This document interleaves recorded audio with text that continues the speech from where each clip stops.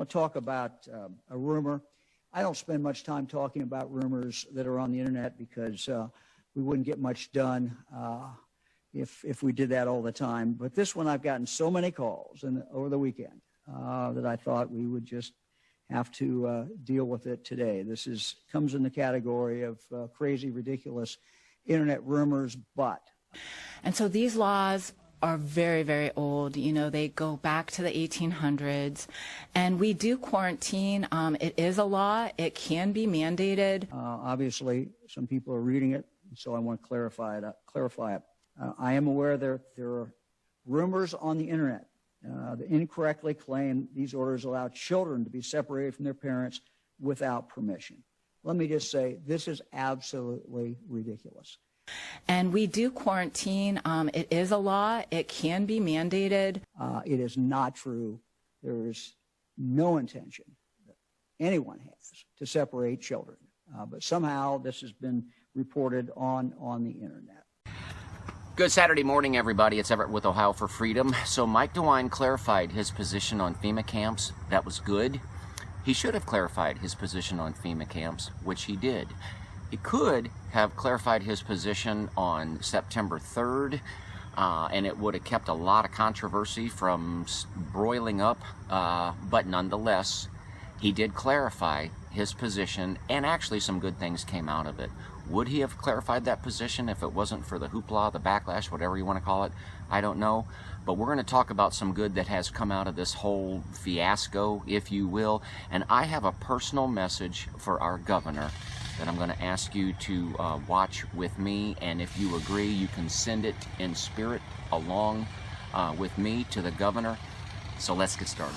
I hear the sweet sound of freedom, and I won't be long.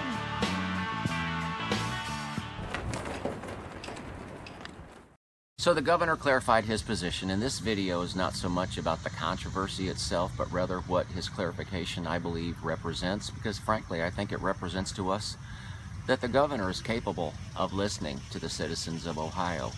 And so what I've done is, at the end of this video, I've got 3 clips that'll play back to back. They're each about a minute's length. The first one will get you familiar with the documents that everybody was concerned about, in case you're not familiar with them. The second one deals with the 2 reliable sources of news that credibly reported on this, and that would be Ohio State House News and Ohio Star. And the third is an example of a really irresponsible story that ran the 9th of September, and these people didn't do their homework, and we don't need that. But more importantly right now, I want to make a statement directly to Governor DeWine. And Governor, I want to remind you that on June 15th, you posted to your Facebook page a video in which you made the following statement. You said that you wake up every morning mindful of the fact that you're the governor of all the citizens of Ohio, and I want to speak to you on behalf of 2 groups within that larger group of citizens of Ohio.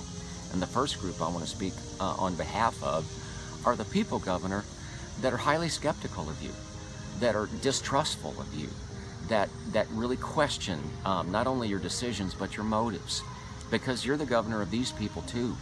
You see, we're highly skeptical, and for good reason. Here's just a few, and I know I'll forget a couple.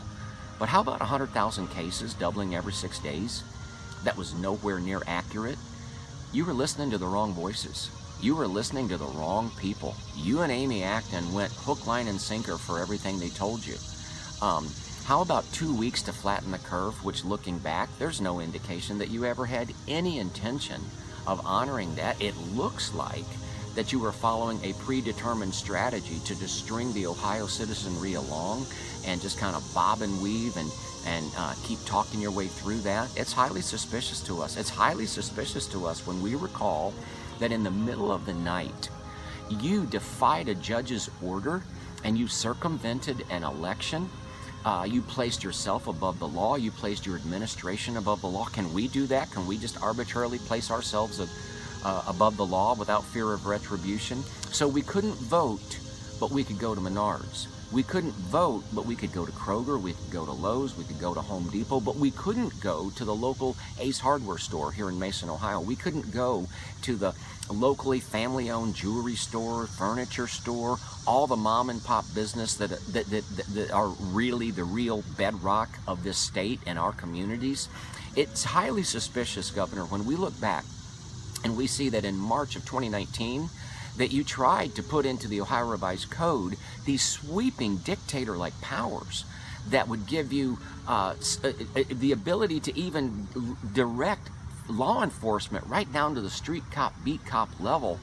It looks very suspicious. And when we tie that to the fact that in March of 2019, Moderna filed the patent for the vaccine that they're working on right now, it looks like you are in on something. I hope that you are not in on something, but that's the way that it looks. If you are not in on it, you have been very complicit, almost 100% complicit with what we now see is a much broader, sinister agenda that's connected with this pandemic. Any legitimacy that this virus or this pandemic has, it's clear and obvious that there's a broader, sinister agenda, and we don't want to be part of it. We refuse to be part of it. Are you part of it? And why did you hand out Church of Scientology pamphlets on behalf of the state of Ohio? We don't like that. What about the medical procedures that were delayed? People couldn't have vital procedures done, but yet we kept abortion clinics open. So there's people today that are dealing with major consequences of delayed procedures. This one hits very close to my house, right in my house, as a matter of fact.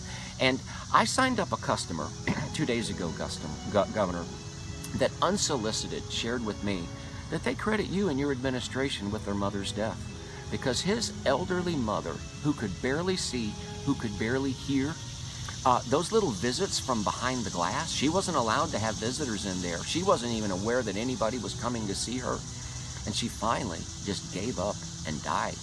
And how many stories like that have we heard? And it's disturbing. I'm going to fast forward to the middle of July when you had us waiting with bated breath at 5 o'clock, I think it was a Wednesday, and to see if the governor is going to shut the state down. And you slowly took off that mask, and you said that if we would wear a mask for 4 to 6 weeks, that we could drive this virus to the ground, that we could punch it in the gut. But looking back, you had no intention of honoring that. And then when you were questioned about it on the Trib show, you said, I never said that. But Governor, you did say that. You did say that. But in that same interview, you let it slip that you seem to intend for this mask business to go on ad infinitum. And Governor, you're very fond of saying, well, the jury's in. I'm not a lawyer, never went to law school, so I feel embarrassed that I have to remind you that a jury has to return a unanimous verdict, and the verdict on masks is by no means unanimous, not even close. I have a question for you, Governor. Seriously, when you're wearing a mask and you really have to cough, and sometimes you have to cough whether you don't have to be sick to have to cough, sometimes you have to sneeze. So do you sneeze that stuff and cough that stuff into your mask and keep wearing it? I hope not. That's gross. Don't you take it off and turn your head, cough into your elbow or whatever?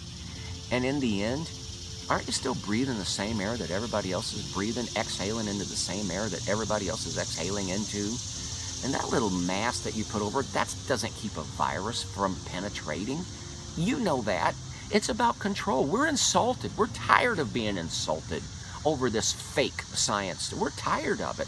I'm tired of being insulted when I go into Brio's restaurant in Mason, Ohio on a Saturday night, and I see all the people in the dining area without masks enjoying their meal. I look on the patio, people are out there without masks enjoying their meal. I'm having a friendly exchange with the hostess, and all of a sudden I'm told that I have to wear a mask to walk 13 steps to get to the table. It's insulting. The logical inconsistency, we're just tired of it. We're tired of this fake science. And we're tired of the things that you seem to hide from us. Why haven't you answered my FOIA on Partners in Health and the 90 other people that have submitted them? Or why haven't you answered the FOIA on Partners in Health for the people that submitted those before we did? What are you hiding? Why did you hook up with Partners in Health? Why did you hook up with a pro-Marxist? Yes, a pro-Marxist, pro-abortion, pro-Bill Gates, pro-George Soros, pro-Clintons. Why did you hook up with those people? What are you hiding? It would take you came clean about FEMA. Come clean about Partners in Health. Come clean about what is up with Amplify Ohio. I looked up the document that the WHO filed so that they could have similar influences in the United States. Is that what had to happen with Amplify Ohio? Because we don't know who they are. We do not even know if they are located in this country. It would take you 15 minutes. Come clean about it.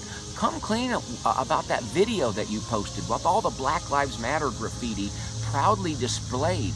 I care about civil rights. I care about race relationships, and I don't want to have a thing to do with their Marxist intentions, which are very obvious, and in your position, you knew that all along, or at least you should have. So come clean about Partners in Health. Come clean about Amplify Ohio, and come clean about that video, because we want to know. And Governor, I don't know if you are a Christian or not. I know that you're a Catholic, and I also know from past experience that it's possible to be Catholic and not have a relationship with Jesus Christ. Same way you can be Assembly of God, Presbyterian, Baptist, whatever. But in Jesus, there is wisdom, and in Jesus, there is discernment, because there is a broader, sinister agenda, and we don't want our governor listening to the sinister voices, because we prize our freedom. And now I want to speak on behalf of another group of people that are unable to speak for themselves. It's the Ohioans that are not yet born. It's the unborn Ohioans. And Governor, I want to remind you that you sought the endorsement of the pro-life community.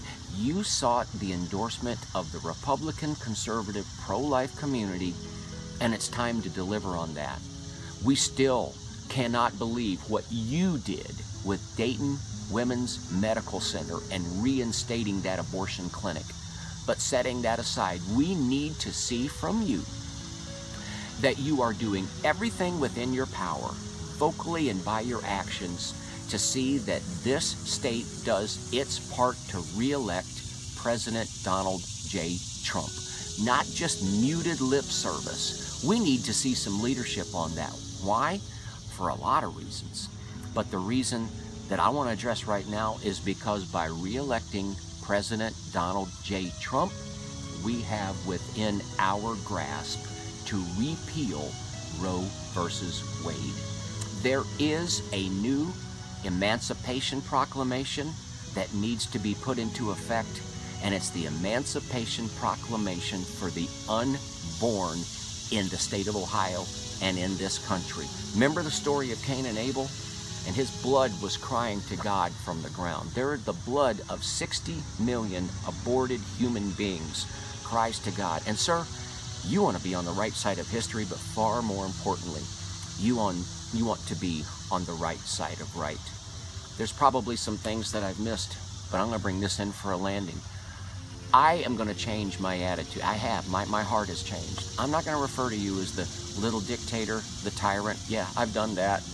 And I still have those feelings about the actions that you've taken, but you've shown to us that you're capable of listening to the citizens of Ohio, and I pray that you will listen to the Spirit of God, and I'm going to pray for you, sir. I'm going to pray that you have discernment, because some of the voices that you have listened to, you need to back away from. You need to listen to some voices that are similar to the voices like Scott Atlas, the people that understand things like deaths of despair, suicide, overdose, the unintended consequences of all these radical policies that are implemented strictly from the viewpoint of those that have an agenda.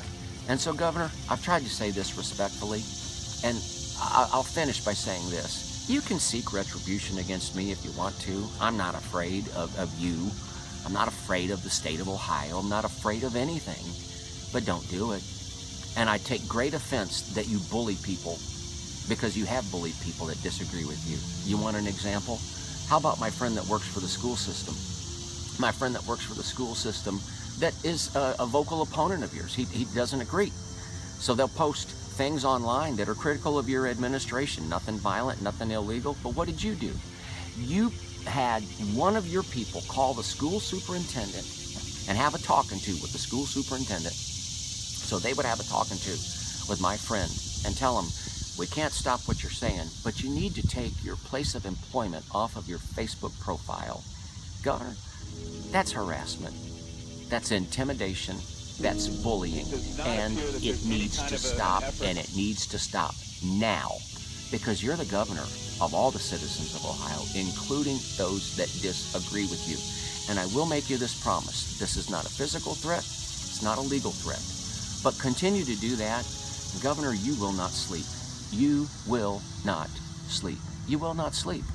You will be kept up in the middle of the night with sleep departing from you because you know that you're up to something wrong. I pray that you don't do that. I pray that you frankly repent of those activities, and I'm going to choose to believe that you will. Ladies and gentlemen, I'm going to play 3 clips, the documents that started the controversy, a clip that shows 2 responsible pieces of journalism, and then a clip that shows an irresponsible piece of journalism that probably wouldn't have existed if the clarification had come earlier.